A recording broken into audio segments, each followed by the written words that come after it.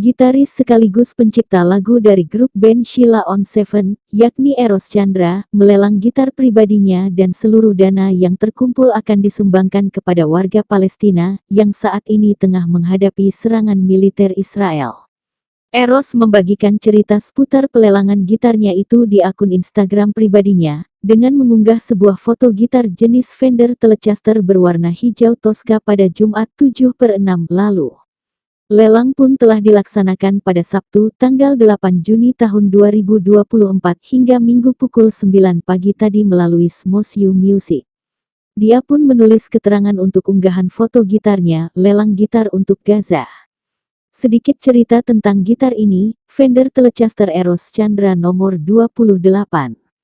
Nomor 28 adalah gitar yang saya pakai sejak Sheila on 7 pertama kali perform setelah era pandemi berakhir, tulisnya.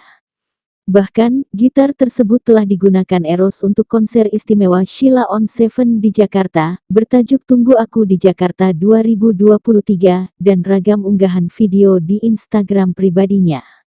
Meski demikian, Eros rela untuk melelang gitar kesayangannya demi rasa kemanusiaan terhadap warga di Palestina.